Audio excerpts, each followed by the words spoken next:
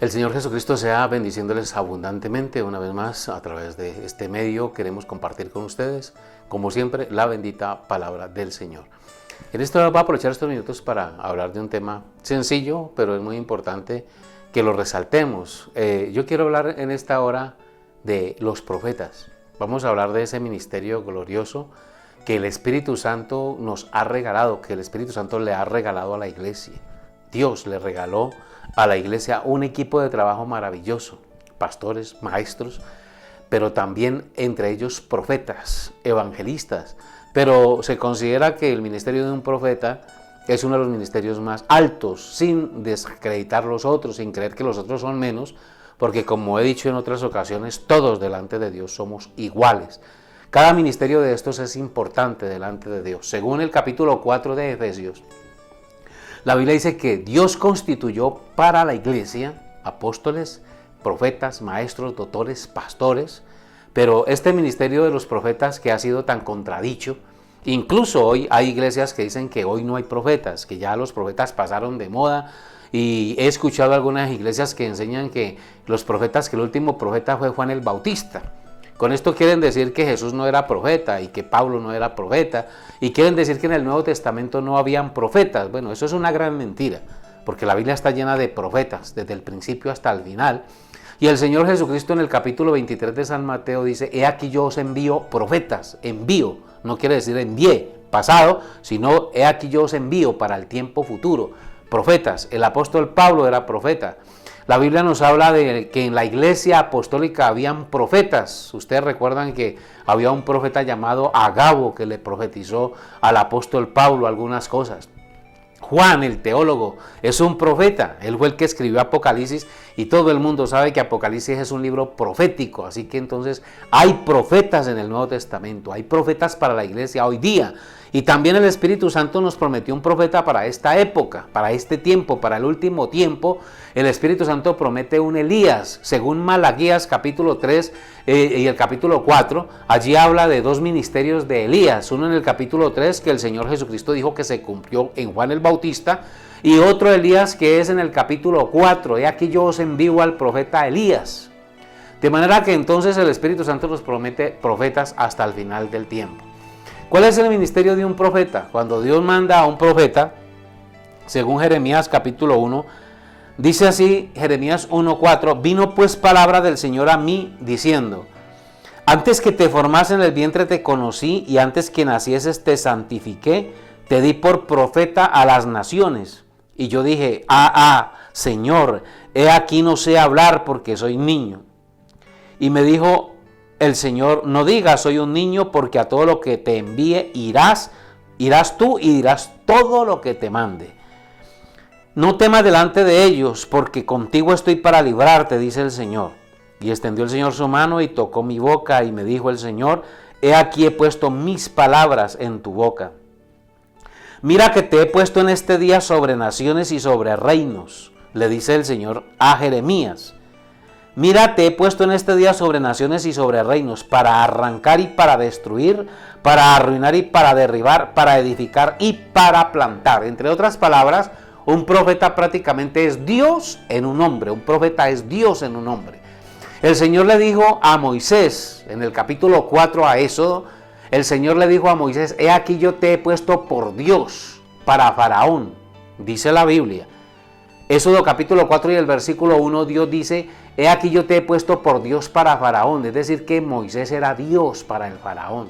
¿Por qué era un Dios? Pues porque en él estaba todo el poder de Dios en su plenitud. Entre otras palabras, Moisés era Dios encarnado en el tiempo de Moisés. El Señor Jesucristo dice que los profetas eran dioses. Yo dije: vosotros dioses sois. De manera que entonces un profeta prácticamente es el portador de la palabra de Dios. En él está la autoridad del Espíritu Santo. Y entonces dice la Biblia que Dios puso a Jeremías: mira, te he puesto en este día sobre naciones y sobre reinos, para arrancar y para destruir, para arruinar y para derribar, para edificar y para plantar. La palabra del Señor vino a mí diciendo: ¿qué ves tú, Jeremías? Y dije: veo una vara de almendro. Y me dijo el Señor: bien has visto, porque yo apresuro mi palabra para ponerla por obra. Yo quiero que pasemos al versículo 17. Jeremías 1:17 dice: tú pues ciñe tus lomos. La palabra esta, ciñe tus lomos, quiere decir, entre nuestro idioma popular quiere decir, amárrate los pantalones, párate como un hombre, párate como un varón, no seas un cobarde. Eso quiere decir, ciñe tus lomos, levántate y háblales todo cuanto te mande. No temas delante de ellos para que no te haga yo quebrantar delante de ellos. Porque he aquí yo te he puesto en este día como ciudad fortificada, como columna de hierro y como muro de bronce contra toda esta tierra, contra los reyes de Judá, sus príncipes, sus sacerdotes y el pueblo de la tierra, y pelearán contra ti, pero no te vencerán, porque yo estoy contigo, dice el Señor, para librarte. Bueno, uno se da cuenta entonces que Dios respalda con todo su poder a un profeta enviado por el Espíritu Santo. ¿Por qué este interés de hablar de profetas? Porque resulta que yo creo en profetas, y yo creo en un profeta. Dios envió un profeta para este tiempo que la gente muy poco sabe de él. Y yo lo quiero mencionar por nombre. Se llama William Marion Branham. Su ministerio duró más o menos unos 33 años. Y fue un hombre que conmovió al mundo con su mensaje y con la manifestación del poder de Dios a través de su vida. Fue un hombre que nos trajo a la luz muchas cosas de la palabra del Señor, cosas que las religiones han escondido por años. Él las sacó a la luz. Fue menospreciado, hoy en día lo tienen por loco. Algunos dicen que era un loco. Bueno, eso siempre ha sido así. Los hombres de Dios siempre han sido considerados locos. Pero por eso el apóstol Pablo dice que lo loco de Dios es más sabio que los hombres. Porque realmente hay una contrariedad entre la humanidad y Dios. Siempre ha habido una contrariedad ahí. La humanidad siempre trata como de desafiar a Dios, la ciencia humana trata de desafiar a Dios. Yo a veces pienso en la ciencia humana y yo me pregunto de tantas cosas ridículas que hacen los científicos, que estudian, se queman las pestañas para hacer cosas raras. Yo, por ejemplo, me pregunto, los científicos que mandan al espacio naves espaciales, cohetes, y gastan millones de dólares dizque buscando agua por allá en otros planetas. Y yo me pregunto, bueno, ¿y por qué aquí que hay tanta agua, por qué no la cuidamos? ¿Por qué esos millones de dólares que gastamos buscando un poquito de agua en otro lado, por qué no los gastamos en cuidar la cantidad de agua que hay en nuestro planeta? Gastan millones de dólares dizque buscando vida en otros planetas, que a ver si hay por allá bacterias o microbios en otros planetas, con la esperanza de que haya vida en otros planetas. Gastan millones de dólares en eso, y aquí donde hay tanta vida, aquí donde hay vida en cada rincón de este planeta, aquí nos encargamos de destruirla. Se invierten millones para buscar vida en otros planetas, y aquí se invierten millones para matar la vida que hay en este planeta. Y entonces uno se pregunta, ¿hacia dónde va el mundo entonces? La Biblia dice que Dios ha enloquecido la ciencia del mundo. Y entonces por eso es que Dios capacita a estos hombres locos, sencillos, hombres sencillos. Por ejemplo, Dios levanta a un campesino como Elías. ¿Quién era Elías? Un campesino. ¿Quién era Moisés? Un pastor de ovejas. ¿Quién era Jesús? Un carpintero. ¿Ve? Y así sucesivamente usted comienza a darse cuenta que los hombres de Dios son hombres no salidos de universidades, ni salidos de institutos bíblicos, ni titulados, ni muchos doctores.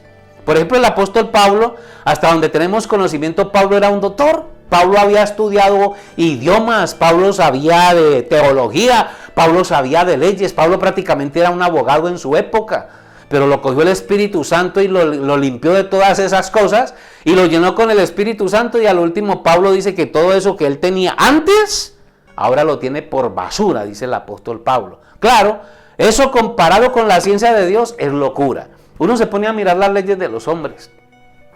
Los hombres tratan de ser más sabios que Dios y tratan de inventarse leyes más justas que las de Dios. Y lo que hacen es una cantidad de tonterías. Yo, por ejemplo, no entiendo, la Biblia, por ejemplo, la Biblia establece la pena de muerte para los criminales. La Biblia establece la pena de muerte para las personas que le hacen el daño a la sociedad.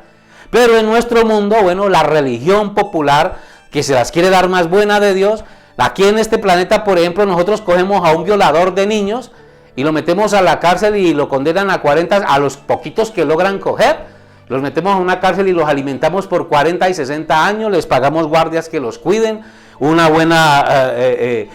buen local físico para que no se huele, médicos, comida, y se gastan millones de dólares cuidando delincuentes, millones de pesos cuidando delincuentes.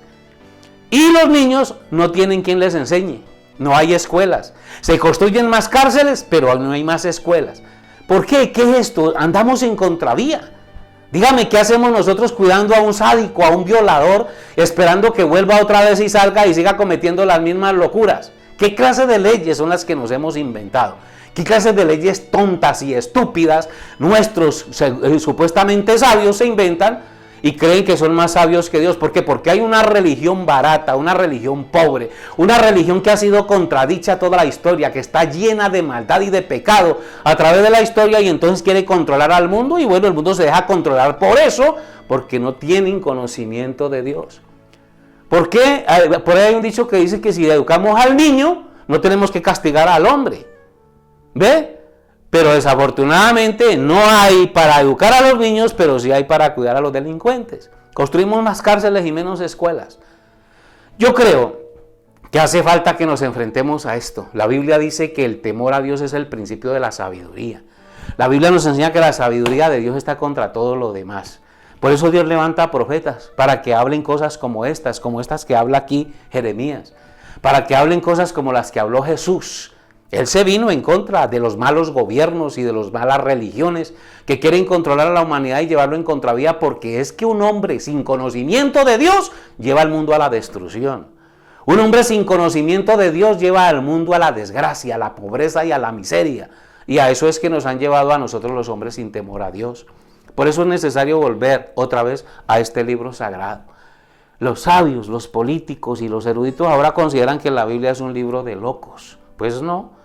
¿Cómo le parece que por ella no hay ley más perfecta que ella? Yo recuerdo que alguna vez había un hombre, un abogado, y supuestamente este abogado era ateo, y él enseñaba que Dios no existe, Dios no existe. Y entonces un alumno cristiano que había en su clase le pregunta, maestro, yo le quiero hacer una pregunta, usted que es abogado, usted es un hombre titulado en leyes, ha estudiado las leyes, yo quiero que me diga una cosa. Si Dios no existe, ¿quién se inventó las leyes en las que usted ahora es un abogado? En las que ahora es usted un hombre titulado. Por ejemplo, ¿quién fue el primero que dijo amarás a tu prójimo como a ti mismo? ¿Quién fue el primero que dijo no robarás y no matarás, no hurtarás, no dirás falso testimonio? ¿Esas leyes de dónde salieron si Dios no existe? Pues ¿cómo le parece que la madre de esas leyes es esta Biblia?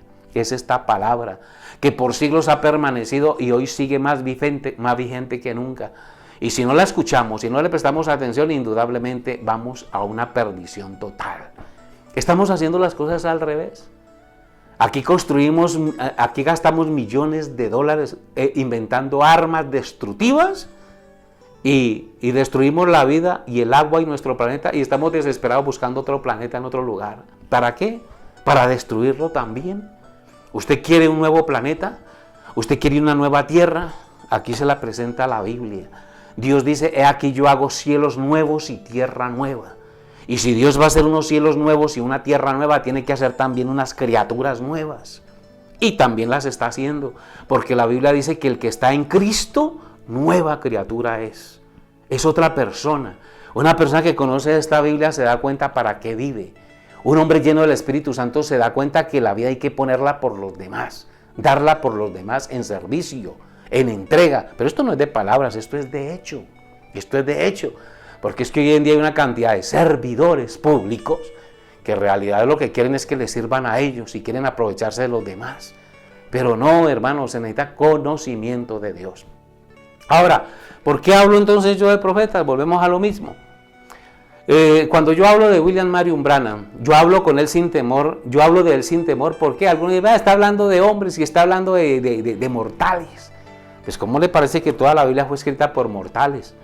Y el ser más glorioso de este planeta, Jesucristo, le dedicó tiempo para hablar de un mortal, de Juan el Bautista, capítulo 11 de San Mateo. El Señor Jesucristo allí le dedica todo este capítulo 11 a un hombre, a un profeta. Y él dice que era más grande que profeta, que los profetas. El más grande de los profetas era Juan el Bautista. Y uno mira a Juan el Bautista y ¿cuántos milagros hizo Juan el Bautista? La Biblia Hasta donde yo sé, Juan el Bautista no hizo ningún milagro, ninguno. Él no hizo cosas así que eran como tan sobrenaturales. Pero ¿sabe qué hizo Juan el Bautista? Le presentó al mundo al Cordero de Dios. Le presentó al mundo el Salvador del mundo. He aquí el Cordero de Dios que quita el pecado del mundo. Le manifestó al mundo quién era el verdadero Salvador. Qué mensaje tan grande. Bendito el nombre del Señor. Así que mis hermanos, nos toca que creer en profetas porque está establecido, Dios los estableció y no hay manera que nosotros podamos negar esa parte de la Escritura. Los profetas vienen para eso. Los profetas vienen para redarguir al mundo porque están llenos del Espíritu Santo. Claro que el que redarguye es el Espíritu Santo, pero es el Espíritu Santo en un hombre. Así que nos toca creer en hombres de Dios. Y de igual manera, ¿no? Por ahí alguien dice que vienen falsos profetas. Bueno, la Biblia habla de falsos profetas. Pues yo quiero aclarar, si hay falsos profetas es porque en alguna parte tiene que haber uno verdadero. O si no, no tendría sentido que hubieran falsos profetas. Por decir algo, si hablamos, por ejemplo, de dinero, ¿qué sentido tiene que saquemos un billete falso de 30,000 pesos? Billetes de 30,000 pesos no hay en nuestro país. Entonces, ¿quién va a ser tan tonto para sacar billetes falsos de 30,000 pesos? Pero hay billetes falsos de 100,000, hay billetes falsos de 50,000. ¿Por qué? Pues porque hay verdaderos. Así que si hay falsos profetas, es porque en algún lugar tiene que haber un verdadero profeta de Dios. Entonces pensemos, analicemos las cosas, seamos sabios y que el Espíritu Santo nos guíe a toda verdad. Dios les bendiga y gracias por su atención.